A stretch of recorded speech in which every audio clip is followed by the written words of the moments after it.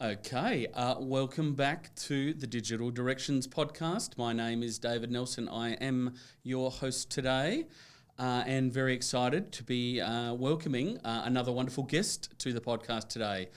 Today it's going to be Matt McFarlane from Foundation who is joining us. Matt's an expert in all things compensation, but much broader than that as well, a great person in and around the startup community, giving a lot to that ecosystem. Really keen to hear about his journey and to see what we can share with the audience of SME leaders and people managers hungry for information about compensation and benefits. So Matt, welcome to the podcast. Thanks, man. I appreciate it. Glad to be here. Thank you very much for coming along. So before we dive in, you've joined us, come up from the Northern Rivers, a beautiful part of northern New South Wales. So you must spend a bit of time on the road. What's been floating your boat in terms of a podcast? Or we had the Triple J Hottest 100 recently. What's on the turntable? What have you been whiling away the hours to as you go back and forth on the road? Yeah, good question. Oh man, I actually chanced upon the Hottest 100 while I was on my way to dinner on the Saturday night, I think it was, and it had me glued. I was just sitting in the car listening, and it was that was great. Oh, what keeps me busy otherwise? I'm a prolific sci-fi reader or fantasy as well. Okay. So they tend to be the things that kind of help me get off to sleep after a busy day. And I've said that, and now I've totally blanked on the name of the book that I'm reading at the moment. But that's something that for me, that's my big wind down at the end of a busy day and a busy week. Nice. What else keeps you busy? I mean, I definitely like podcasts. I'm one of those people that really struggles to. I need to listen to a podcast when I'm doing like exercise or going for a walk or household chores or something. I can't kind of, if I sit there and I listen to a podcast, I fall asleep. But I can't also listen to. I'm not one of those amazing people that can listen to a podcast while they're working. I'll zone out and I miss all the things. But I mean, two of my favorites, been my long-time favorites. One is Pivot Podcast, which is it's like Kara Swisher and Scott Galloway. It's all about kind of US-centric, but kind of global tech and politics in the intersection there. I love that. That gets me through a plane ride. Strong opinions from those two. Absolutely. They're not afraid to call it how they see it. That's for sure. By all means. And then there's another one called, I think it's called like If You're Listening. Okay. And it's actually by his name's Matt something, but he's an ABC journalist, and he does incredible deep dives into kind of global political sort of situations and things like that. So obviously there's things like the conflict in Palestine and Gaza, which is really interesting, but he goes down into the history of like where this country has come from, what's shaped them, all these sorts of things. But he's done that across the bill, Trump presidency, China, Australian politics, everything. I find that deeply, deeply fascinating. So maybe the thread here is drama and politics. But yeah, that's kind of what gets me through the drudgery of a plane. Long format stuff is so great these days, and the kind of long tail. You can find something on any topic that kind of takes your heart. So glad to hear that you're managing to while away the hours while you're on the trip. And I am now imagining you vacuuming with the podcast going. So that would be true. Hopefully we can add the Digital Directions podcast to your playlist. So let's jump in.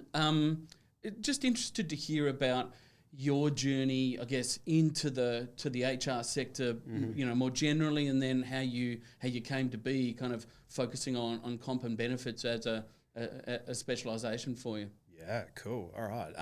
God, if I go way back to the reason why I even got into like HR and things like that. So I did a degree in psychology. Okay. I think when I was in high school, that was the only subject that kind of interested me when I was going through that. So I decided, okay, well, if I've got nothing else, why not, pursue that? Got halfway through my psych degree and was like, no, this isn't for me. Not as advertised. But yeah, exactly. But I didn't want to leave a degree half finished and kind of come away with nothing for the time that I'd spent. So I persevered. And honestly, it was someone's, the comment of someone, and I still to this day can't remember who it was that kind of, dropped this thought into my head, but it basically said, oh, a lot of people with psych degrees go into HR. There's org psych, there's a lot of, ironically, stats from my psych degree is something I rely on a lot now. Yeah. But there were a lot of, synergies or similarities or adjacencies between that degree and that profession. And I thought, okay, that's interesting. I did a little bit of research, had a little bit of a look at it, and I was like, oh, seems like an interesting thing without any other, any other kind of direction of what to pursue. I knew I didn't want to be sitting in a room listening to people's problems like you will be mine today as a full-time career. But without any other lead, I was like, okay, well, maybe HR's the place to go.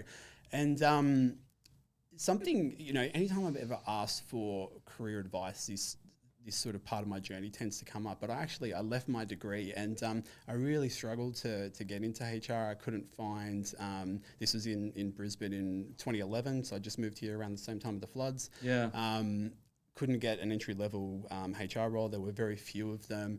And again, someone else imparted some really sage advice on me, which was just get a job that's doing something similar in an office, and that will transition really well to, it'll put you a step in front of other candidates who are also looking for an entry-level role.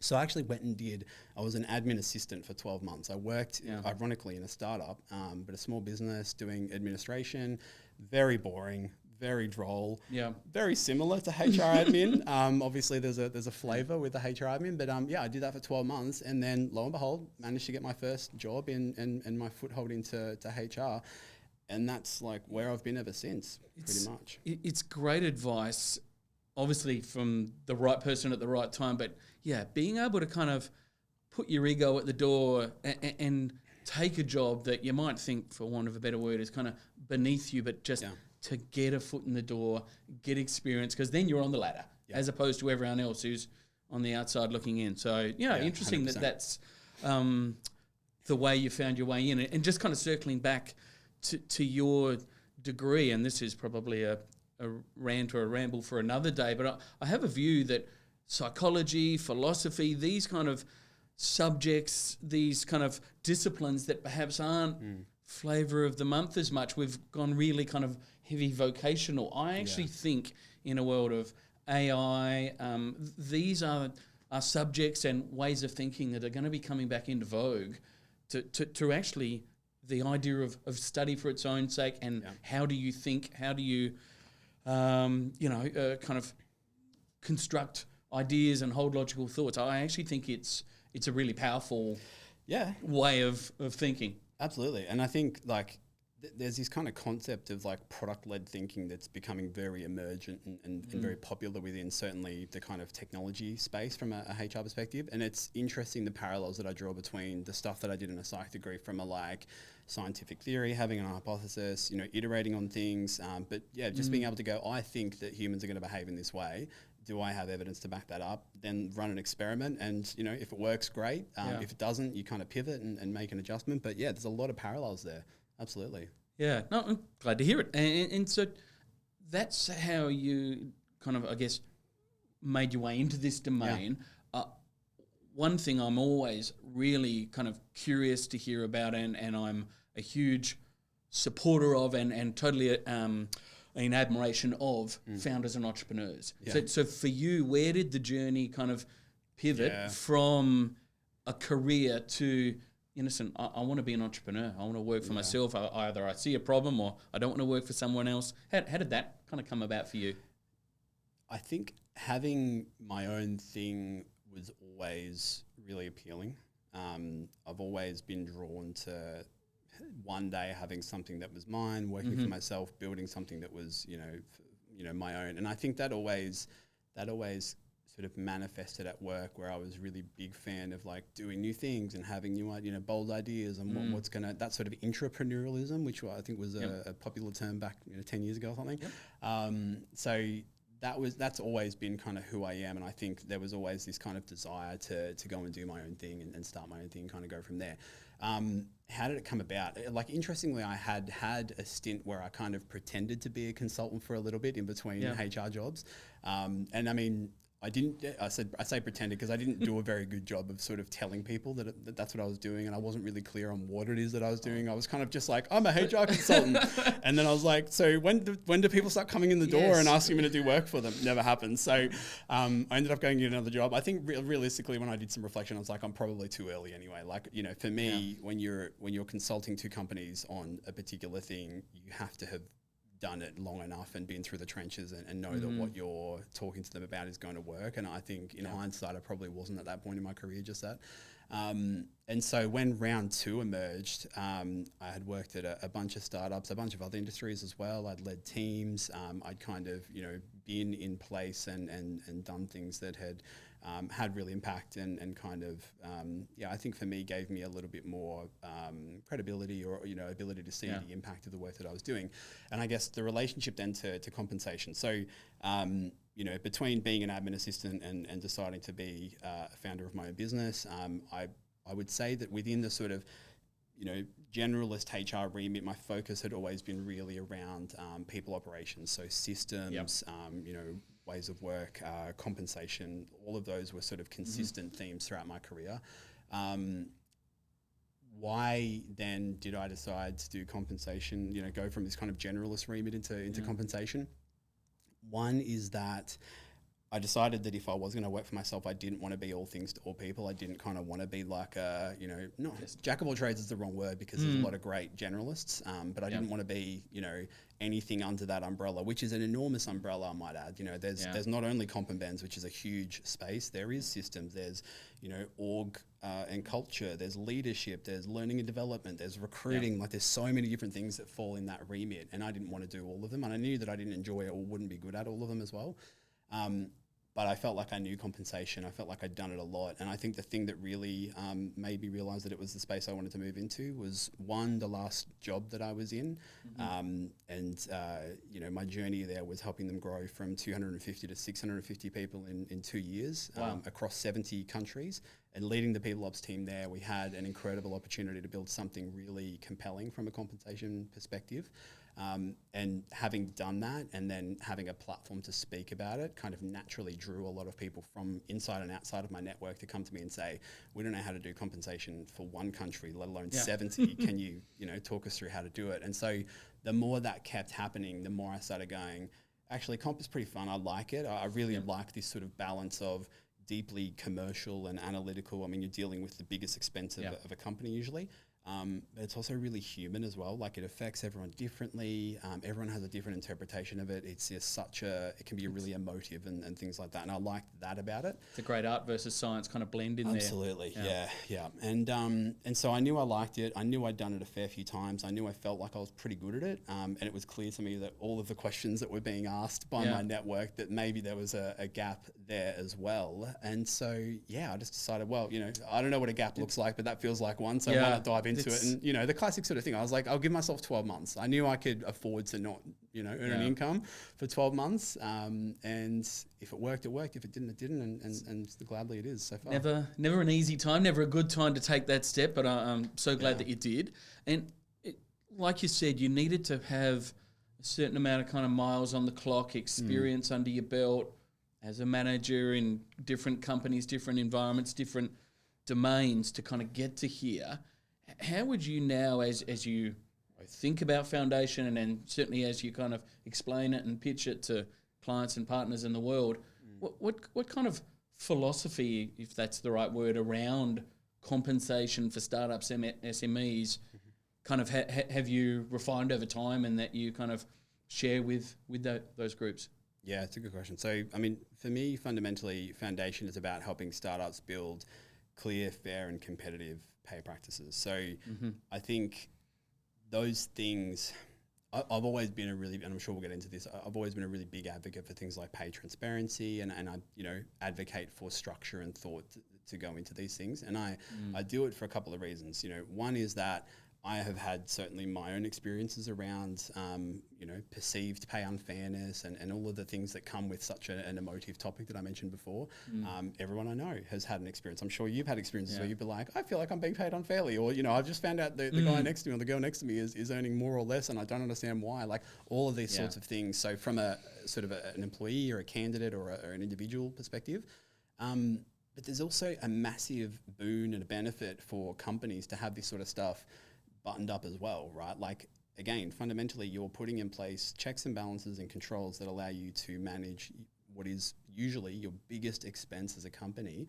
But it also just mitigates a lot of the uncertainty around how to do some pretty fundamental things when you're a startup. If you've just raised a round and you want to do a bunch of hiring, what are you going to pay them? Like, what's the benchmark? What's the right amount of money for that role? If you haven't done a salary review before, how do you do that? How much should we be giving them? Like all of these sorts of things. If we're promoting someone, all these sorts of things that a lot of startups go through for the first time, or even the second or third time, are still kind of finding their feet or having to evolve it. Having these practices in place can benefit them enormously. It makes their people happier. It means they can move faster. They can hire the talent and skills they need to get the job done fundamentally. Yeah. I love what you're saying about transparency, and I think it is a critical issue, possibly the critical issue, when a leader, a people manager kind of thinks about compensation. Do you view it as just more the better, radical transparency, or is there an optimal mean? What's the right, and it'll vary for company by company, but how would you counsel kind of your clients to think about to what extent we should be disclosing this information? Yeah, it's a good question. I think we need to start by sort of defining what paid transparency is. So for me, paid transparency is when, as an individual or a candidate, somebody knows the value that you assign to the role that they're doing, or they might be doing if they're a candidate, things like that. So that's paid transparency. So there's an actual dollar figure or a range or something like that. Now there's a real spectrum when it comes to paid transparency. You could be just at that level. I say just, like minimally, that's, someone knows the value associated with their role. Yeah. But then there's also a much greater extreme. And I don't know if you've heard of a company called Buffer. They were like the first sort of famous example of a company that implemented the most radical form of paid transparency. And to this day, you can go on their website and you can look up what the CEO earns or anyone else in that company, and they'll tell you, and it's all there for the world to see. And now that's a very exaggerated, very extreme form of paid transparency. I often, when I'm working with organizations, I'll often advocate for them making sure that they've gotten a lot of the practices and the data and the fundamentals, the principles in place around why they pay what they pay before they start to share the salary data. And that's for a really important reason. I've worked for companies who have flipped the switch on paid transparency before, I think, being able to answer the inevitable questions that come after sharing the salary with them. And it becomes very hard, and I think actually becomes a real trust erosion rather than a trust builder. If you put a, let's just say the job, the salary is $150,000. The next question is why? How did you land on that number? Tell me, is it based on the market? What market? How did we narrow that? What part of the market? All these sorts of questions start to come to mind for people. And if the company hasn't done the work and put the fundamentals in place to answer those questions or to inform that number first, then people start to go, well, this is stupid and pointless. And actually, then there was no benefit to doing it at all. I would prefer to have been in the dark than know that exactly. the methods are illogical or unfair. So larger companies, so I came out of most recently working at Mercer. I wasn't the compensation specialist, but that's clearly something that they kind of are a market leader in. And they work a lot with medium and large companies who have got departments, they've got specialists focusing solely on that. I imagine the audience that you deal with, like you talked about before, being an all-rounder, compensation's merely one of a number of either HR disciplines or wage kind of areas that they have to think about. What's the kind of education process that you need to take people on? And perhaps as you do that, what are perhaps some misconceptions that are common amongst, startups and people leaders when they think about, comp and benefits that perhaps you're able to educate them on? Yeah, so I always like to, if a company doesn't already have this in place, this tends to be the first thing that I work with them on is what's this thing called a compensation philosophy. So it's very much around, how do we as a company think about pay? How should it work for our business? Often it can be like, how are our values reflected in our pay? But it has a lot to do as well with the strategy. Like at the end of the day, your company's there to achieve a goal, and your talent strategy is to supply the skills and make sure you can attract them and retain them and put them to work effectively in service of that goal. And so therefore your compensation strategy needs to be enabling that. That's often where I'll start. So it literally does come from the organizational strategy down. And then, misconceptions, where do I start? There's probably a lot. I think probably one of the most common ones, and this is something that if you're looking for a free, LinkedIn post that's likely to engage a lot of people, one that I love to talk about is there's this kind of mindset that paying below the 50th percentile is a bit of a dirty word, we shouldn't, that somehow we're paying unfairly if we're not paying at or above what 50% of the market is paying. And I think that's a really, it's a bit of a misnomer, and I think, it gets a bad rap. Like fundamentally, half of the salaries have to pay. We can't be all above average. It's a statistical thing, right? So someone has to be in the bottom half. But I think where companies get it wrong is they don't think about how they can use it strategically. So what do I mean by that? There's, people come and work for your organization for a bunch of different things, and money is just one of them.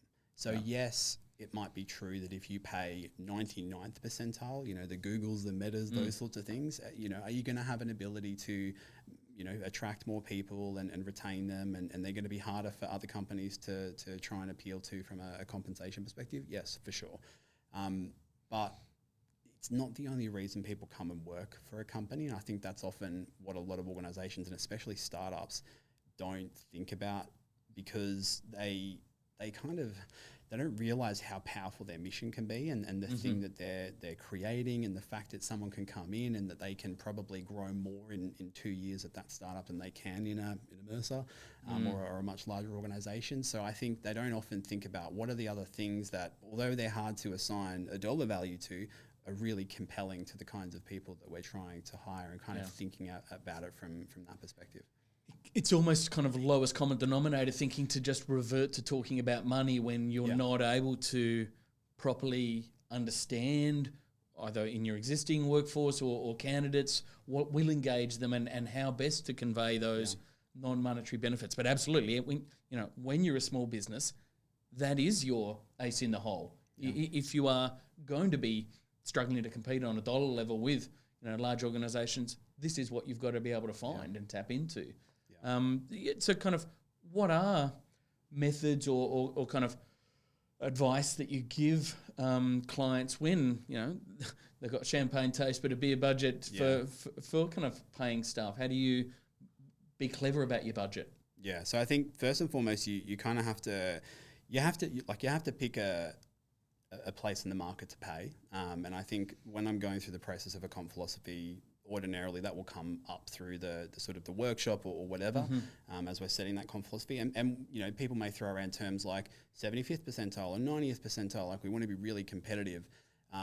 But then there's another end of that's kind of the top-down approach. The bottoms-up approach then is going, okay, well, let's price up what 75th percentile means for your organization. Can you afford it? Let's get the finance team in. Let's make sure that this isn't going to somehow shorten your runway so drastically that actually it's not feasible. We have to be profitable in 12 months or we're done, right? So you have to find that balance, firstly, from an affordability perspective. And then I think another thing that is almost something that either people don't think about or if they are told that they think the worst will happen is speaking to your people. And having a conversation with them and saying, hey, what about the current total rewards package that we offer? What about it isn't working that great? What's preventing you from maybe feeling like you can be as effective as you can be, or you think is actually not helping us be the most appealing to people we're trying to hire in the market and things like that? And you'd be surprised at the kind of conversations. I think a lot of people assume that employees just come with a wish list and go, well, I need more money, and actually that's kind of it. They will start to talk to you about often the things that I think it highlights is like wasted spend on benefits that are kind of pointless and not having the desired effect. But it can fundamentally highlight things that are either not working and a misplaced spend, or could be working harder for you, or could actually help make you more competitive in your market, and kind of going from there. How do you help founders, execs kind of think through the trade-off between kind of a wider range of different compensation benefits and more bespoke approaches for either individuals or kind of different cohorts versus more standardized approaches? How do you think about where the the line is for a given company? Yeah, it's trying to think of how to do this. It's it can be tricky. Often I actually don't tend to play a lot in the benefit space. Like I tend to be more focused in the sort of cash compensation side of things. Right. But the way I will help companies think about benefits is sort of by grouping them into sort of three tiers, I'd say. So there's your kind of statutory benefits. There's like, you've got to pay super, you've got to give people 4 weeks leave, all these sorts of things that are fundamentals. And just word to the wise for the companies that do this, don't ever put these statutory benefits on your job ad like they're something that's more than, like I've seen this before where companies, we pay, what is it now, 12% super or whatever it is or something. We pay 12% super, and people are like, yeah, but you have to. Like, that's not a different, anyway. So there's things like that where, you just have to do it. Then there's the things that are sort of very quickly becoming, table stakes or the norm within the geography that you're in. So here I think of things like an EAP. Again, I don't think putting that on your job ad is going to be a particularly compelling thing because every company has it. Yeah. What else? Flexibility to a large extent is kind of, expected these days by a lot of candidates, especially in the space that I work. Those sorts of things are the norm. And then there's the sort of competitive differentiators. There's the things that very few other companies are doing, the thing that if you actually were to do can help you be significantly more compelling. So here I'm thinking about, in Australia, additional leave is incredibly compelling for a lot of people. Yeah. Depending on the sort of demographics of your workforce, maybe additional super contributions are more important. Maybe it's health insurance that continues to go up. So finding ways to help people afford that if you've got like a, family aged cohort, things like that. But I think the point that it comes back to is like, you really have to understand who your workforce are and really understand whether or not you're trying to hire more of those kinds of people or different kinds of people, and understand what's important to them before starting to, create a benefits scheme that is trying to do a certain thing. Because, and I've been guilty of this in the past as well, I think a lot of companies just default to going, a healthier workforce would be great, because I've seen a study somewhere that says that people that go to the gym are, work faster and smarter, they take less sick days, all those sorts of things. We've all seen those sorts of reports. Let's buy everybody a gym membership. Yep. Like, all of the studies that have since happened just go to show, well, actually, you're just subsidizing the people that were already paying for a gym membership, and it doesn't see any more sign-up. So there's, I've done that in the past as well. So I think we make these assumptions based on what we think our workforce wants instead of actually just asking them and having a conversation and kind of going from there. And it is easy to kind of fall into, fads is probably too strong a word, but trends like that. Ping pong tables for a while. Yeah, those sorts of things, right? Go with the crowd. Yeah. So let's talk then about the benefits of a well-structured and well-functioning benefit scheme. When you're having the conversation with leaders, what are you saying to them about the ROI of having this model working well? What are the kind of metrics that you're looking at? What do you think is reasonable for them to be planning on or targeting in terms of a benefit of this work? Yeah, good question. So again, I think you have to know what it is that you're trying to accomplish before you set out to do it. The types of benefits that tend to be surfaced through a process that I might go through when we're talking about a comp philosophy or something like that, they tend to stem from, again, what are our company's values? What, in terms of our culture, what's the kind of an environment we're trying to create here? And so, the sort of example that comes to mind most prominently is the last company I worked in-house for. So they were a globally distributed organisation. There was no office anywhere in the world. We all worked remotely, and although you had your 40 hours a week, it wasn't something, you could work those hours whenever you wanted. If you wanted to log in at 2 a.m. in the morning and do your work then, that's great.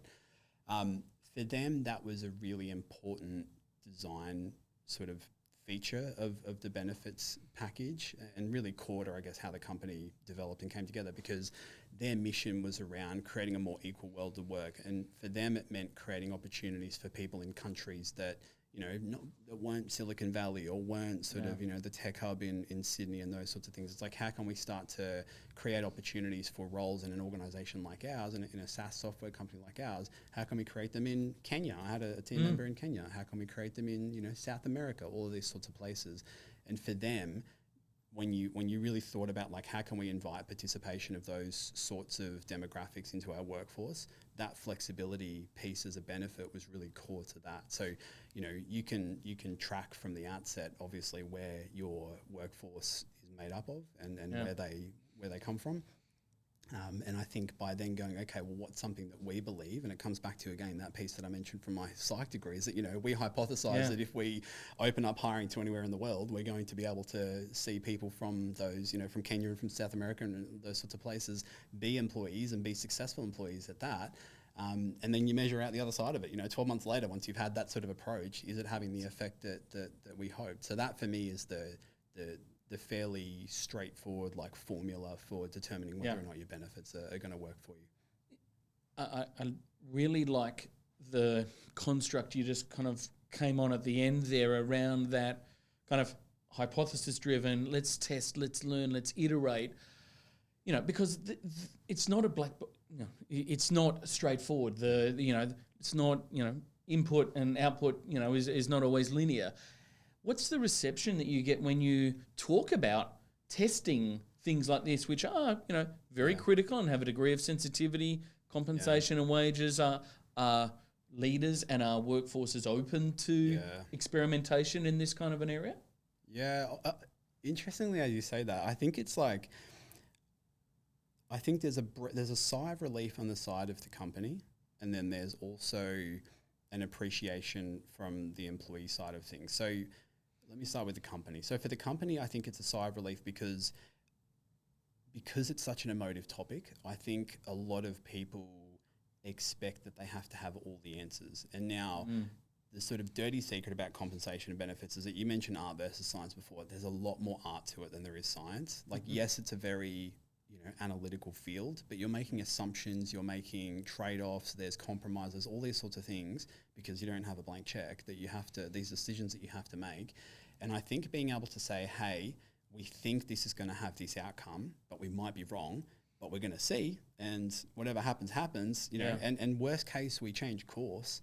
But this is the, fundamentally the goal we're trying to have for our people. Because, the goal's always going to be, we're trying to make sure that you're happy and that you're motivated. And, these are things that your employees want as well, right? So I think so long as you're clear about the goal that you're trying to achieve as a company, and then you say, we think we're going to accomplish it this way, it creates a lot of breathing room for the company to go, okay, 12 months time, we didn't get that quite right. It's not having the effect that we're trying to have. Here's what we're going to do instead. That again is based on your feedback, our thoughts, studies, these sorts of things, and just gives us the space to be able to pivot and maybe make a decision that's going to actually get us where we want to go. And again, transparency and culture and being open about, we're putting this in place for these reasons. We believe it'll have this outcome, but we want to see. And yes, if you take your teams on that journey with you. And I think that's the key thing, right? Like, and so then the other side is the employee side of things. So they, I don't know how many times you've worked in an organization where you've felt like, actually, would I ever feel like I ever had a say around how it is that we paid or did benefits or any of these sorts of things? Probably not. And that's been my experience most of the places that I've worked as well. Yeah. But actually you're putting, you're making your employees a stakeholder in that process, and you're saying your feedback is going to be important to us, because if you tell us this thing that we're spending money on isn't working and that you're not happier or healthier or feeling like you're enabled in the work that you're doing, you need to tell us, because then we'll get rid of it and we'll put something else in place. And so they get to go, okay, cool. I get to say something like this. I know I've worked for countless organizations that had income protection insurance, or I don't have kids, I don't plan on having kids. Parental leave is not for me, and that it's the right thing for a lot of people. But I think being able to look at a benefits program and see yourself reflected in it, and comp and benefits, is really important to your people going, yeah, you want people like me to be here and to be successful and those sorts of things. And I think being able to make sure that there's a two-way dialogue in that is going to be really important to that. And having a suite of benefits where you've got a degree of discretion to choose what is meaningful and most valuable to you. Yeah. And that's how the company gets the greatest bang for their buck. 100% from that spend. Yeah. Let's change tack a bit. We talked about kind of hypothesis testing and art versus science. The role of technology in enabling, underpinning thinking in this area, and the masses of data and people data that we're starting to get and aggregate. What are the conversations that you're having with your teams, with your clients, around the role of HR tech when it comes to benefits for SMEs. Yeah, it's firstly great segue. The role, so I see HR tech and particularly comp tech when I speak about the pressures that are mounting on organizations and on the HR teams. Yeah. I think comp tech is one of the biggest kind of, it's one of three main drivers, I would say, for me. The reason I say that is that there's been so much evolution in compensation technology in such a short amount of time that it's kind of driving a couple of things. One is that it's making it easier and easier than ever for companies that might be less than 100, less than even 50 employees to have some kind of compensation technology or HR technology available and accessible and affordable and doing some really incredible work. It's never been easier for those companies, which means that if you have a company and you're less than 50 or less than 100 or whatever, you can't kind of sit there and go, oh, those sorts of things are they're great, but they're too big, they're too expensive. No. There's stuff now that you can literally sign up to on a website, almost on a per seat basis and buy, and you can buy it like your Netflix subscription, and it works in many cases like that. It's very, the UX is incredible, the experience is great, it can be up and running quite quickly. It's huge. So it's creating a lot of pressure on that from that perspective, but it's also deeply changing the role of like a head of people or a chief people officer if you're at that level, because they're now no longer this sort of chief admin officer, for lack of a better word, because they're not enabled by these systems. They're now much, much, much more commercial. I mean, if you've got systems that are handling a lot of the heavy work around, how your data is housed and kept up to date and actually working for you in terms of how it moves across the business and delivers key parts of the employee life cycle, you're now starting to talk about, okay, how am I enabling revenue? How am I, starting to have these conversations around what our future looks like and the part we're playing in that from a people and culture perspective. So it's fundamentally changed, I think, that, that role, and also companies' ability to be enabled by tech has changed a lot in the last few years. Yeah, I mean, the point you opened up with, that the landscape, the universe of kind of HR tech solutions in general and kind of comp systems, as a niche, has exploded. There's just a sea of them out there, and there's almost the paradox of choice for small businesses who it's not their area. Where do they start? Is that something that you get involved in helping navigate that, so that you can make sure that the great advice and foundations you're trying to create for them, have a technological underpinning? Yes, from a compensation benchmarking data perspective, absolutely. I'll be a partner with them in terms of helping them. It's the same problem from a data set perspective. There's a lot of different vendors out there. Not so much from a HR technology perspective. So from a compensation perspective, I think a lot of let me start by saying a lot of the errors I think I see companies make, either companies that I'm working with or not, is that because they're moving so quickly and because they are spoilt for choice, often they end up just picking something to have it. Some of the things that influence those kinds of decisions, VC makes a recommendation, but you may not know that the VC's actually got them in your portfolio, or what other interest is there, and so suddenly you've signed up to this thing that's $8,000, $9,000, $10,000 a year for this data, and you don't really know how to use it, and you're actually not even sure if it's the right data for you as well. So I'll often help the organisations I work with go to market. What are kind of the three obvious vendors that are going to have the right data set for them, and then really I guess close the gap on the Venn diagram between who are the people that we're hiring and retaining as an organisation, and then the companies that have benchmark data that's relevant. So people from the same country is always nice. Similar industry, similar size and stage of organisation. You want to make sure that you're, whatever talent pool you're fishing from, that's the ones you want data set for, the data for, and they'll help them hone in on who that's going to be. Yeah, and you're kind of singing from our hymn book there in terms of, you didn't say the word, but data hygiene, having data flowing through the organisation, and not having silos of information for comp or for learning or for recruitment, but being able to see, information about your people flow across the organisation is critical, and it requires, forethought and planning to do that. So we're very much coming from that kind of angle. We're getting up there in time. I just want to kind of perhaps change tack again. You worked in startups previously as part of your career. You now have a couple of startups, and we'll come to the Startup People Summit in a moment. Yeah. You work and consult to and support a lot of startups. What do you see? What have you kind of seen as changes in the dynamics of the startup ecosystem in Australia over the last 10 years? How positive or otherwise are you? Kind of what are you seeing in startup land at the moment?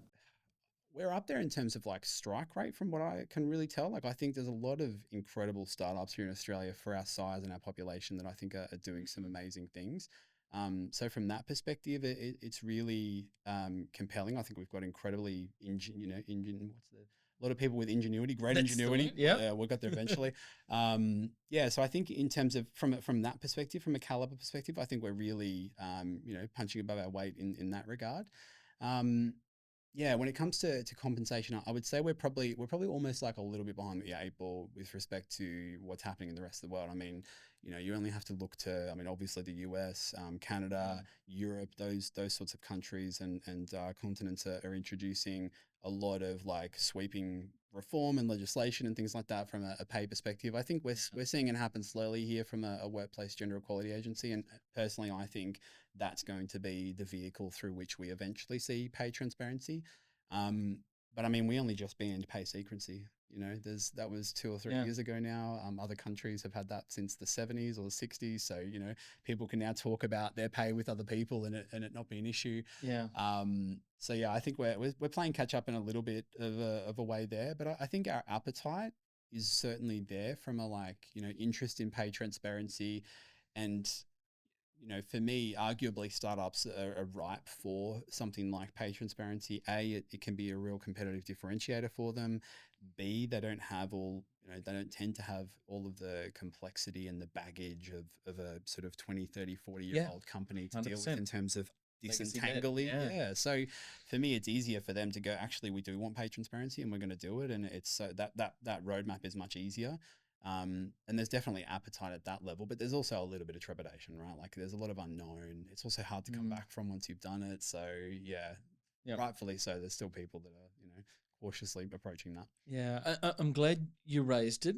Wajir is, a critical element in your space and I think Australia as a society and as an economy. And I think you've kind of talked about it as a force for good and perhaps the locomotive kind of dragging transparency kind of front and center. How do you help executives not try and hide behind's not the right term, but, kind of explain when and where and why pay gaps may exist for kind of decent reasons? You talked about it before, kind of the underlying principles of your pay structure. How do you under the kind of general theme of trying to eliminate pay gaps, help people explain where and why they exist? Yeah. I think a lot of the companies that I'm working with, like first and foremost, they're only just getting in place the structure to even understand what their pay gap is. There's the unadjusted one, which is just average, female earnings, average male earnings, which anyone can do today. Yes. So long as they know people's gender. Then there's the adjusted, which is, actually, do we have two people doing the same job being paid, the same or similarly? So for a lot of companies, they're only just they're only just getting to the point where they're even able to start putting some of these numbers together. And so I think that, for them, often there's bringing light to it and shedding light on it is enough for them to go, okay, we can see that, we're either doing really well here and we just need to steady the course, or actually we've got some work to do. And often my role is just helping shed light on the fact that there either is or isn't a pay gap that often has come from a lack of structure. If you've got a set of job titles as a company, but you don't have job levels and things like that. I've worked in enough startups to know that, we call 3 different roles the same thing, or 3 of the same roles different things. Like everyone gets their own little title and different. So you've got no way to really draw comparisons between 2 people doing the same job often. I think usually putting in place some of the structure and then starting to go, hey, we're starting to see a few discrepancies at these levels. That's enough for them to go, okay, well, we don't accept that. We are going to address it over time and kind of go from there. And I think that's how it works from an adjusted pay perspective.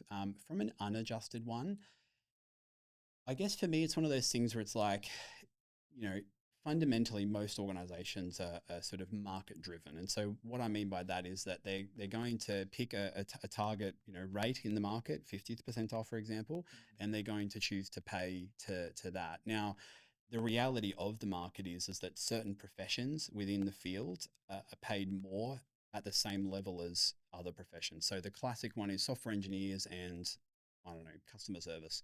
Yes. They are the supply and the demand for those sorts of talent is vastly different.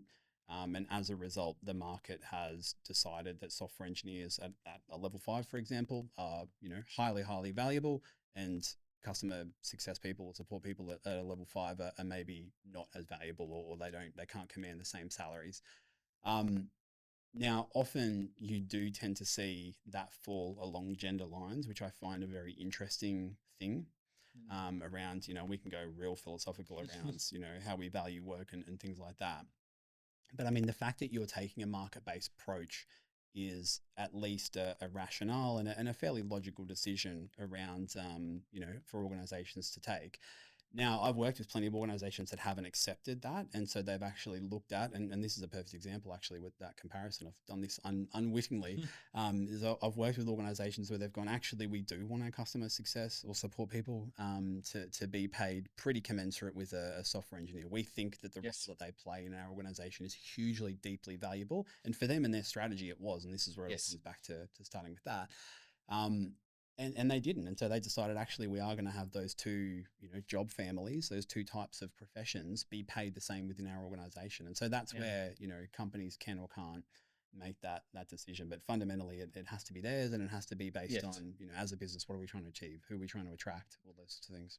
But as you say, it's where a company makes a conscious decision to step out from kind of market benchmarks. And so I guess to a large extent, inequities and kind of structural differences in companies generally are reflecting the same inequities and structural, differences at a market level and an economy level. And that's harder to eradicate at an individual company level. It is. And especially when, if you are a startup and you're 50 or 100 people, like you can't have the same broad sweeping reforms and impacts on the market as what a Qantas or a Woolworths or someone like that can. And so I think to some extent it's easy to say, well, we just pay what the market pays. But yeah, it can feel like a small fish in a very big pond in that respect. But I'm glad you're out there giving people good advice and as you say, kind of promoting transparency, giving them the tools to kind of understand where their pay structures are actually at, and kind of the tools and the pathway to do something about it. So appreciate it. Thank you.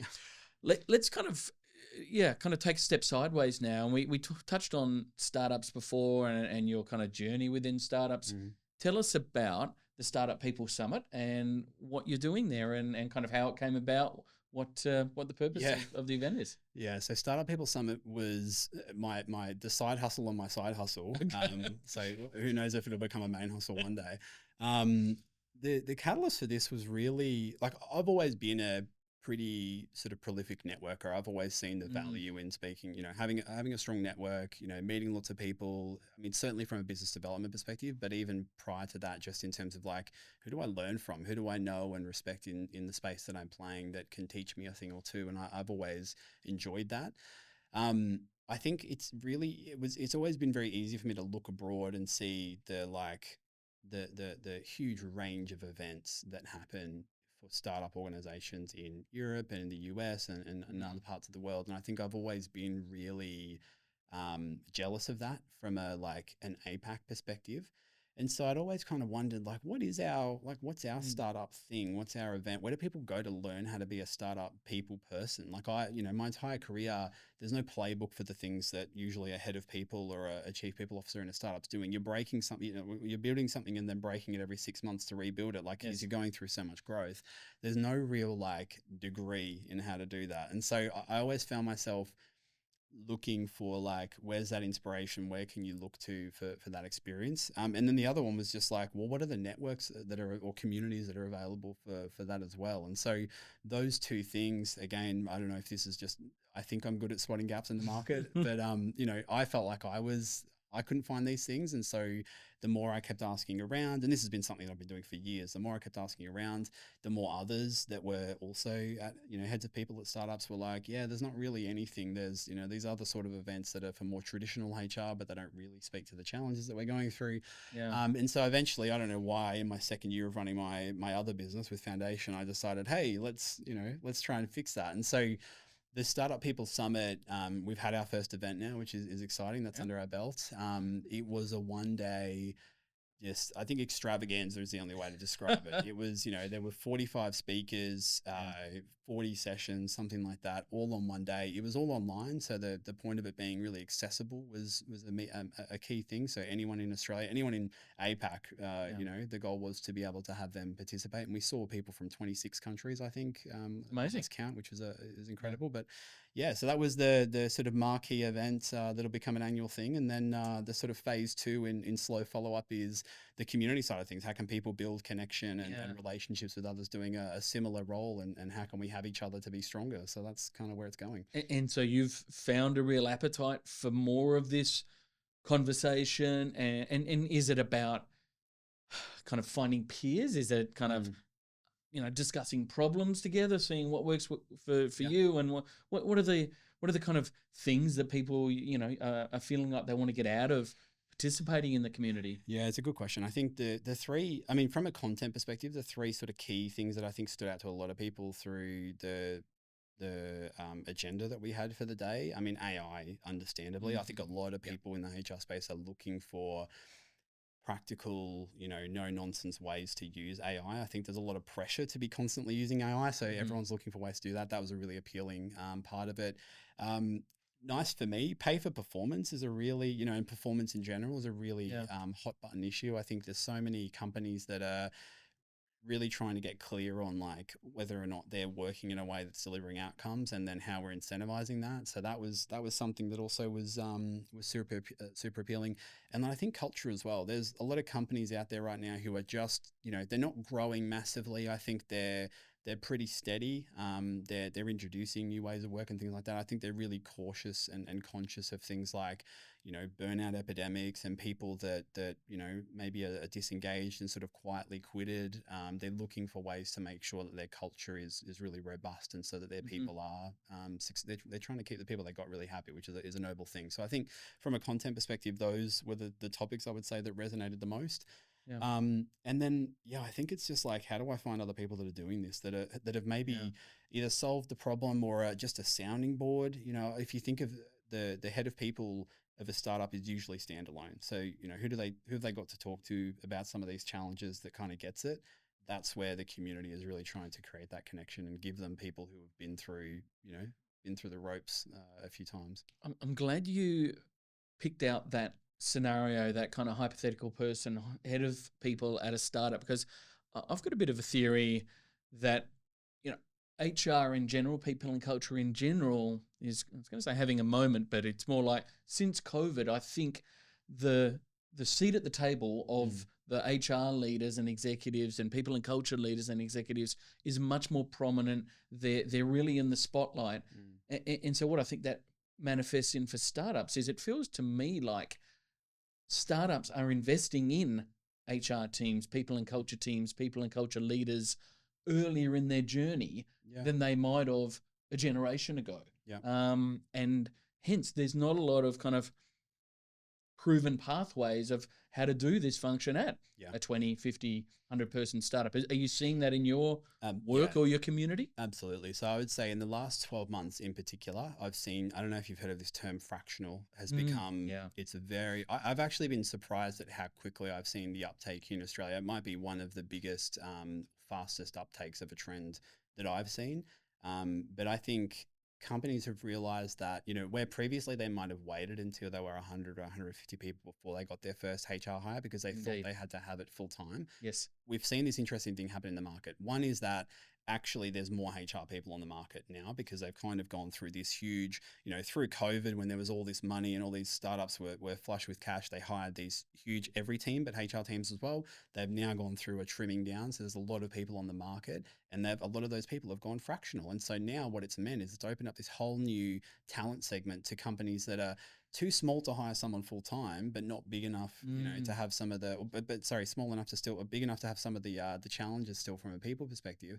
And so suddenly there's these people that have got these kind of portfolio careers. They've got 2 or 3 startups they're helping, and it's starting, to your point, it's starting to inject that professionalism and that expertise at an earlier stage of organizations. And so I think with it, it's starting to create, an appetite for the systems and structures and things like that at an earlier level because they previously weren't thinking about it because they didn't have the person in the seat.